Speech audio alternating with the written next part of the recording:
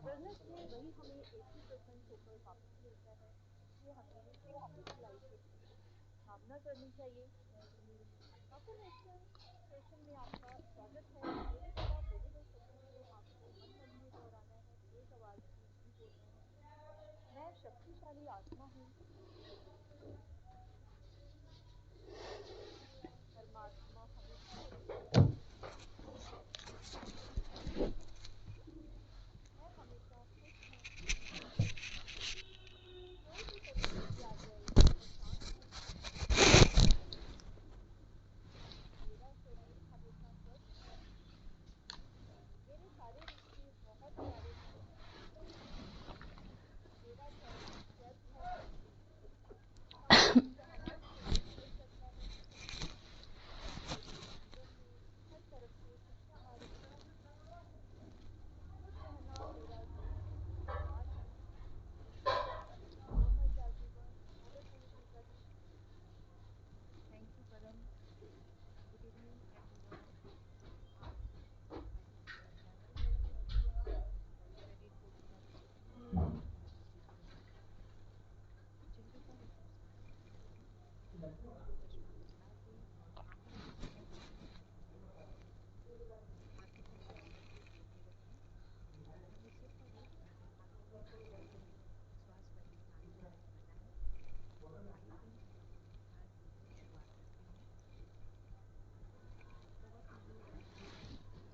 आप सभी को मेरी ओर से जय श्री राधे, जय श्री कृष्णा।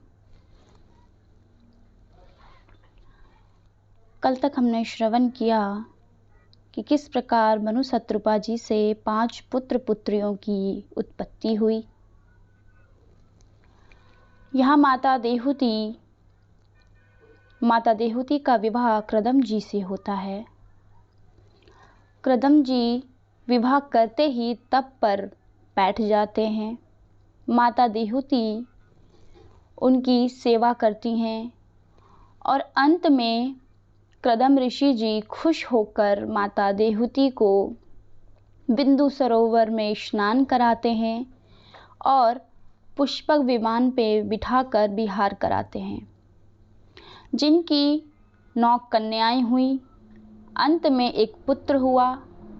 पुत्र जो भगवान के अवतार हैं, साक्षात कपिल देव जी। माता देहूति कपिल देव को पुत्र के रूप में पाकर अति प्रसन्न हैं। माता कपिल भगवान को अपने सामने बिठाती हैं और भगवान से बहुत सारे महत्वपूर्ण प्रश्न पूछती हैं। अतः सर्वप्रथम श्री परिकलन, नित्य नियम पूजा पाठ और अंत में गर्व गीता। कपिल देव महाराज माता देहूति को गर्व गीता का ज्ञान दे रहे हैं। आइए फ्रेंड्स, हम सभी इस गर्व गीता में प्रवेश करते हैं और इसे ध्यानपूर्वक श्रवण करते हैं।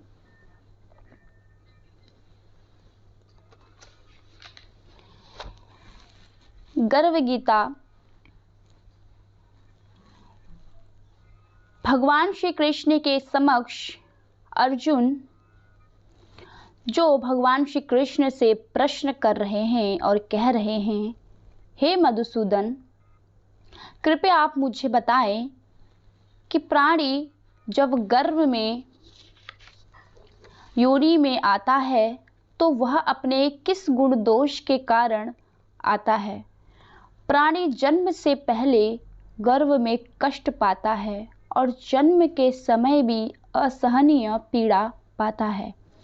इसके बाद भी वह रोग पीड़ा के कारण दुख पाता रहता है।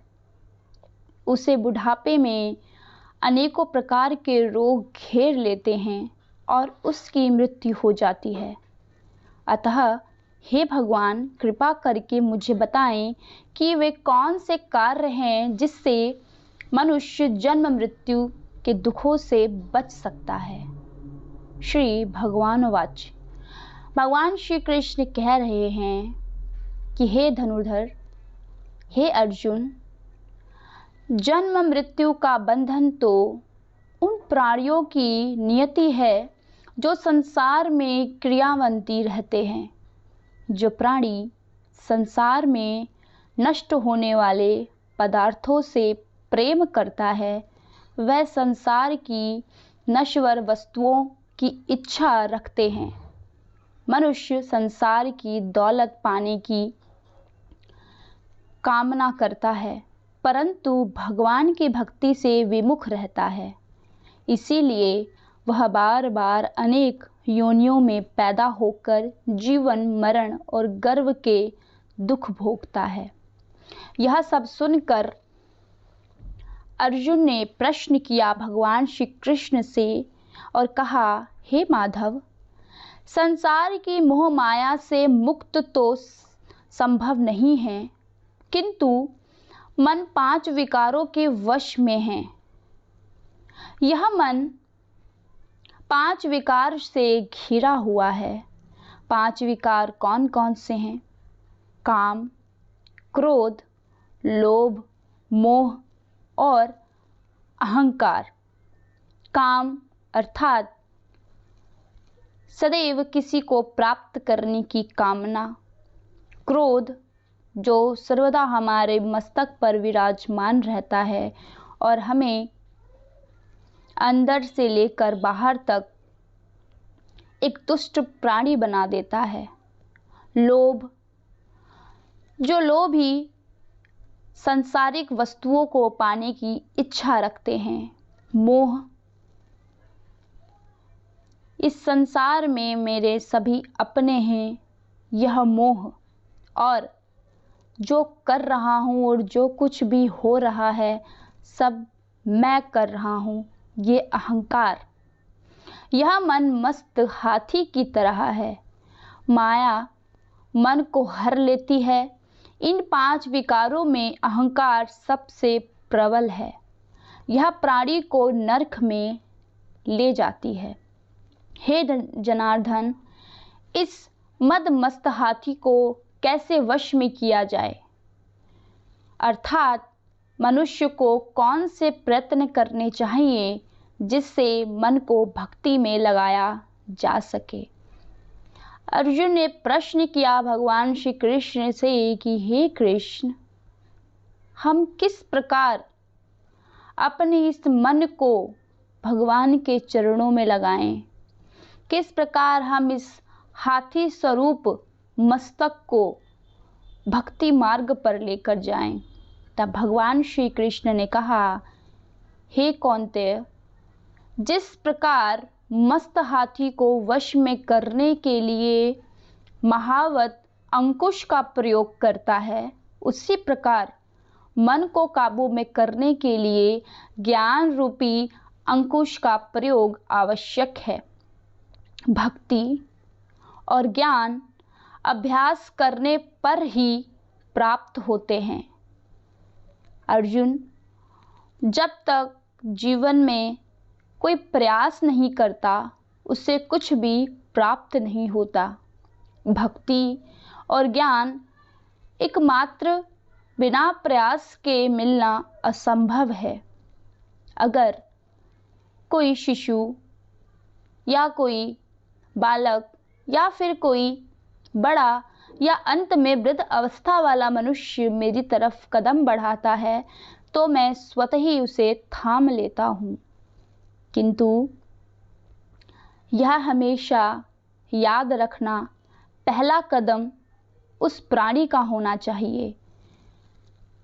इससे यह स्पष्ट होता है कि भक्ति और ज्ञान पाने के लिए सब प्रथम प्रयास करना पड़ता है। अहंकार करने से जीवन नरक बन जाता है। जो प्राणी भक्ति ज्ञान से विमुख रहता है, जिसके भीतर वैराग्य नाम की कोई भी अंश ना हो, वह प्राणी अभिमानी अहंकारी होता है और वह सर्वदा नष्ट और नरक के मुख में जाने का मार्ग बनाता है।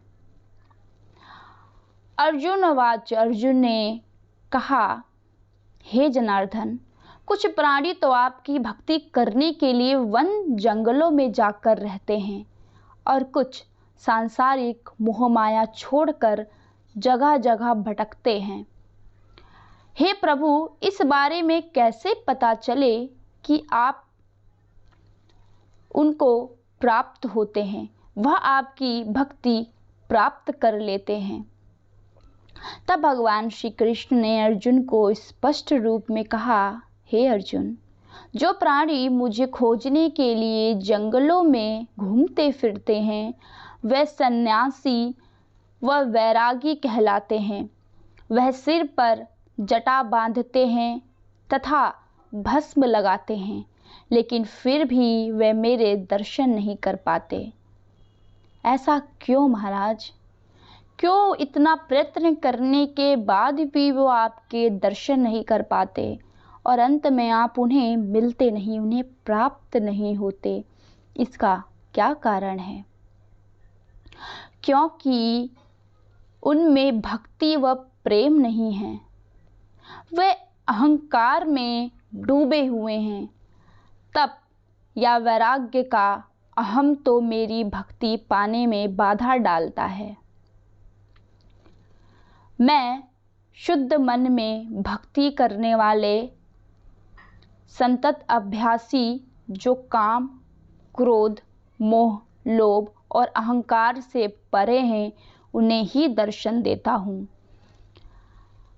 अर्जुन, यह शरीर, यह मनुष्य जीवन हमें बड़े भाग्य से प्राप्त होता है। इस जीवन को हमें व्यर्थ नहीं करना चाहिए। जिस प्रकार मैं समस्त संसार में सब पर कृपा बरसाता हूँ, ठीक उसी प्रकार हर एक मनुष्य का अपना अपना कर्म और कर्तव्य है। जो अपने कर्तव्य का पालन करते हुए मेरी भक्ति को प्राप्त करता है, मैं उसे स्वयं प्राप्त हो जाता हूँ। और हाँ, उससे ज़्यादा अभियान या प्रयास करने की आवश्यकता नहीं होती, क्योंकि जो अपने कर्तव्य का पालन करते हैं वह मुझे अति प्रिय हैं। ये कहते हुए अर्जुन ने भगवान श्री कृष्ण से कहा, हे मधुसूदन, मनुष्य इन 5 विकारों से ग्रस्त होकर अपने इन सांसारिक जीवन को नष्ट कर लेता है। माधव, वह कौन सा पाप है जिसके कारण किसी की स्त्री असंभव ही मर जाती है, किसी के पुत्र मर जाते हैं और किसी पाप के कारण व्यक्ति नपुंसक हो जाता है? अद्भुत प्रश्न पूछा अर्जुन तुमने। मुस्कुराते हुए भगवान श्री कृष्ण ने अर्जुन के प्रश्न का उत्तर दिया और कहा, हे अर्जुन, जो व्यक्ति किसी से कर्ज लेकर उसे चुकाता नहीं है, वह इस पाप कर्म से अपनी पत्नी को खो देता है। उसी प्रकार जो किसी की अमानत को नहीं लौटाता, उसके पुत्र मर जाते हैं। जो किसी व्यक्ति को सहायता करने का वचन देकर भी समय पर उसकी सहायता नहीं करते, वह नपुंसक हो जाते हैं। ये सभी बड़े भयंकर पाप हैं और इसी पाप के कारण कोई अपनी स्त्री खो देता है, तो कोई अपने पुत्र को खो देता है और कोई स्वयं नपुंसक हो जाता है। अर्जुन ने कहा, हे कृपा निधान, मनुष्य किस पाप के कारण हमेशा रोगी रहता है? किस पाप के कारण बोझा ढोने वाले गधे का जन्म पाता है? स्त्री तथा गधे का जन्म प्राणी को किस पाप कर्म के कारण मिलता है? मनुष्य किस कुकर्म के कारण फलस्वरूप जघन्य पशु बनता है?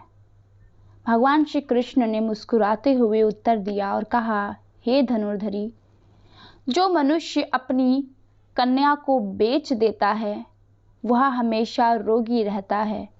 जो अभक्ष्य भोजन करता है वह विषय विकार के लिए मदिरा पान करता है, वह गधे का जन्म पाता है।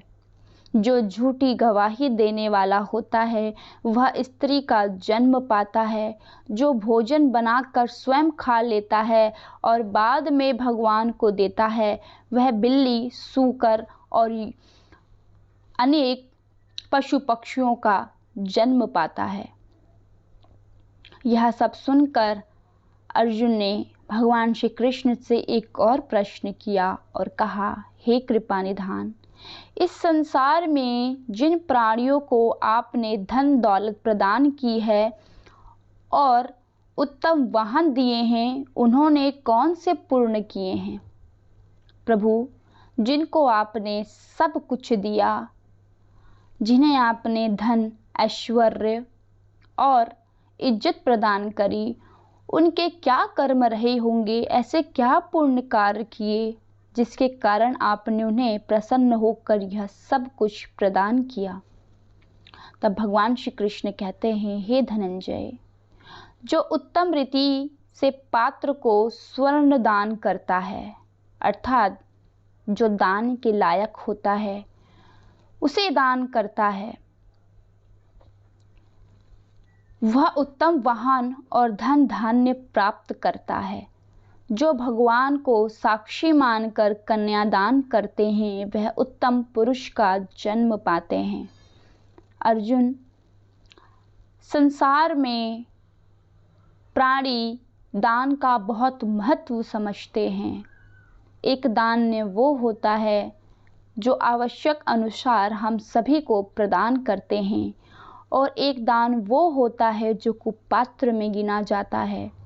अन्यथा जिसे दान की आवश्यकता नहीं, हम उसे दान देते हैं, यह भी एक पाप है।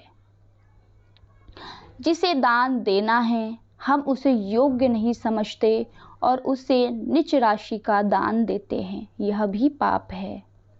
और इस पाप के भी अलग अलग दंड हैं।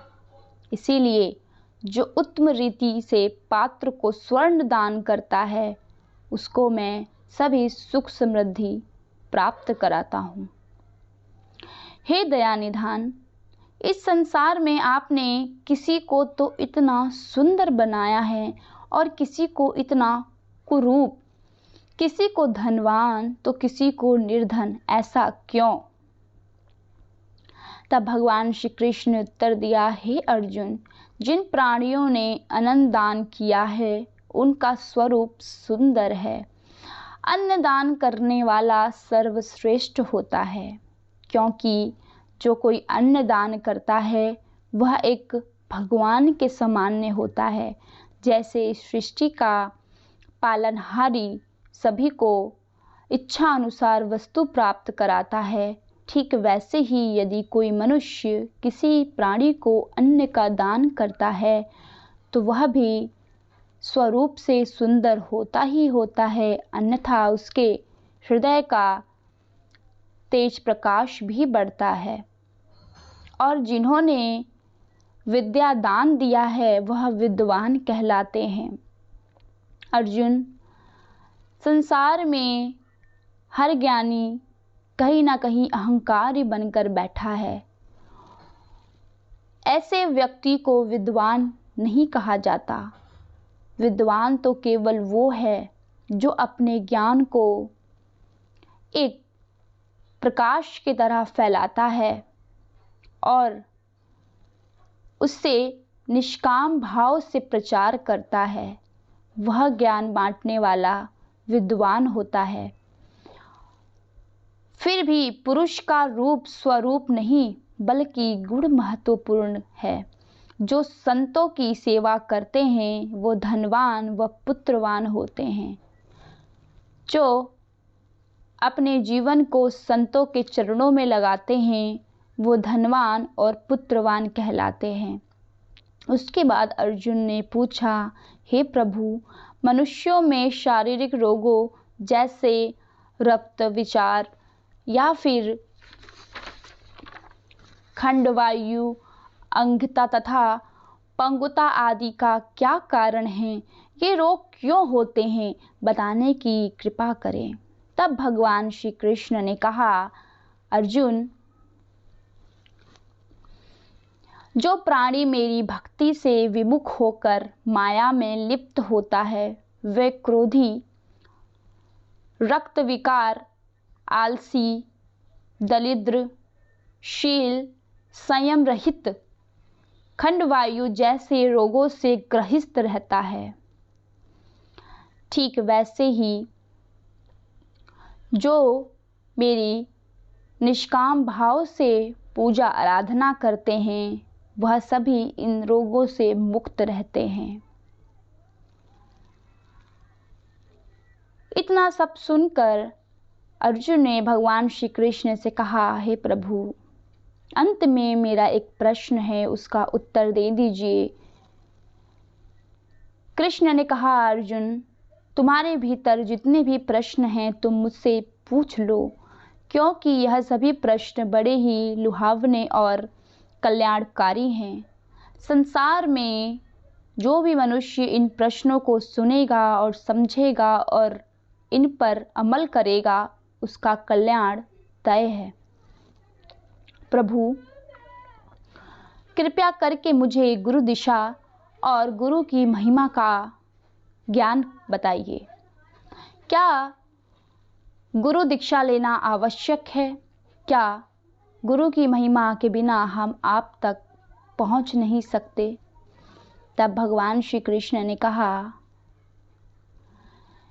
ऐसा कोई भी प्राणी नहीं है, ऐसा कोई भी ग्रंथ नहीं है, ऐसा कोई भी वेद नहीं है, ऐसे कोई भी पुराण नहीं है जहाँ गुरु की महिमा का गान न किया गया हो।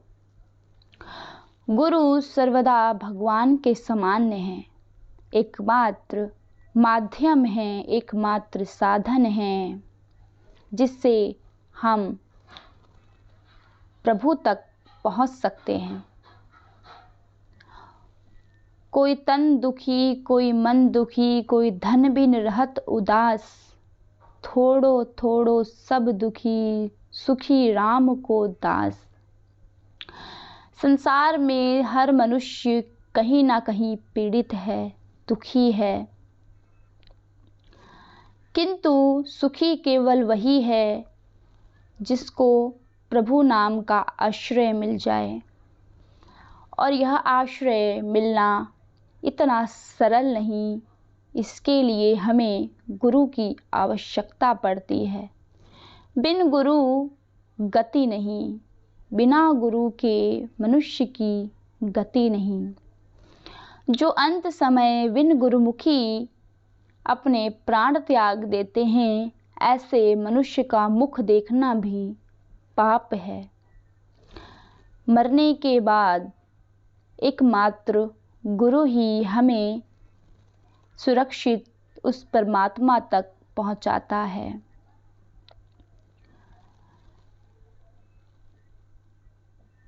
गुरु सर्वप्रथम विद्या का प्रतीक है, जिसे काशी कहा गया है, और चारों वर्णों में ब्रह्म और ब्रह्म ही सन्यासी।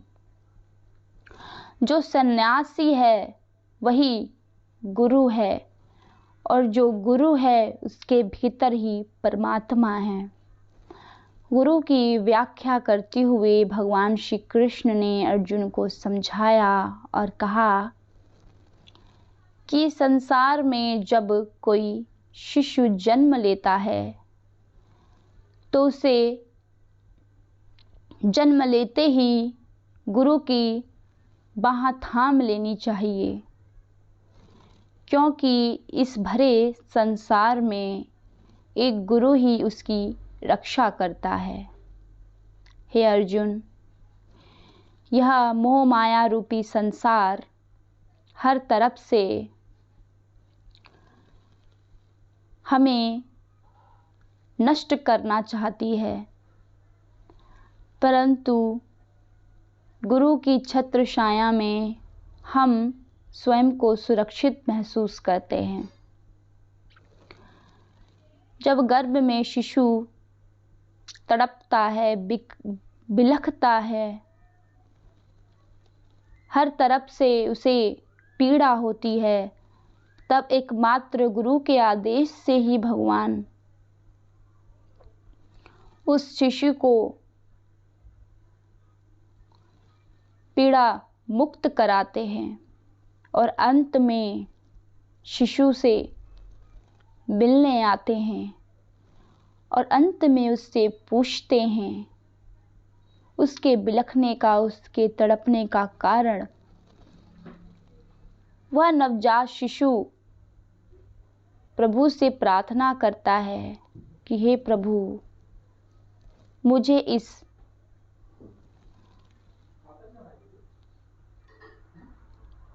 भयंकर जगह से बाहर निकालिए, अत्यंत पीड़ा हो रही है। भगवान पूछते हैं कि बाहर आके संसार में क्या करेगा। तब हम आप सभी उस परमात्मा से वचन करते हैं, वचन लेते हैं कि हम इस संसार में जाकर भी आपके नाम का प्रचार करेंगे, आपके नाम का गुणगान करेंगे। लेकिन जब वह शिशु गर्भ से बाहर आ जाता है तो वह अपने सभी वचनों को भूल जाता है और इस मोह माया रूपी संसार में फंसकर अपने जीवन को नष्ट कर लेता है।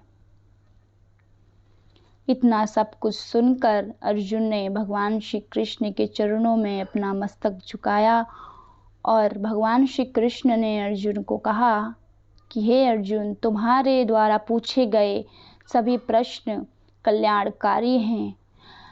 विश्व में, संसार में, कलयुग में जो भी इस गर्व गीता का ज्ञान, इस गर्व गीता का सार कहेगा और जो भी इसे ध्यान पूर्वक, प्रेम पूर्वक श्रवण करेगा, वह दिव्य आत्मा सदैव कल्याणकारी होगी और उसका कल्याण तय है। इतना कहकर भगवान श्री कृष्ण अंतर्ध्यान हो गए।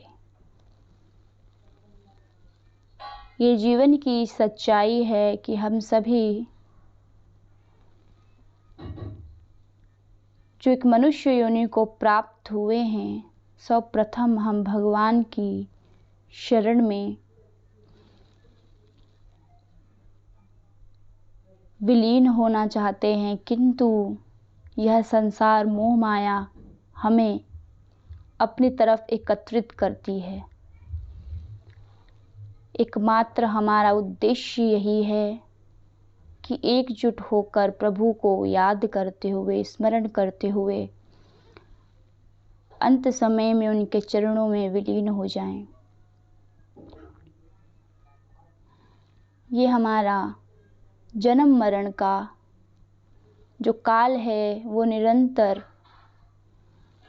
कांटाओं से बिछा हुआ है, अंगारों से बिछा हुआ है। इन अंगारों पे बिना परमात्मा के चलना तो क्या, स्पर्श करना भी असंभव है। इसीलिए जहाँ भी रहें, जो भी कार्य करें, उसमें प्रभु के आश्रय से स्वयं सफल होता रहेगा। कल हम इस जीवन का उद्देश्य जानेंगे। कृपया सभी अपनी चेतना में आने का प्रयास करें।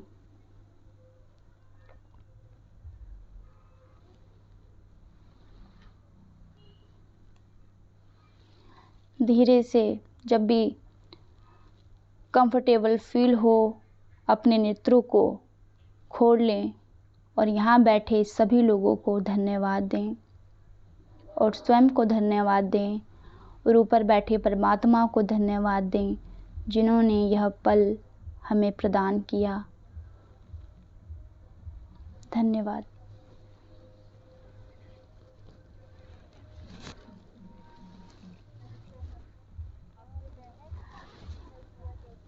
Thank you, thank you.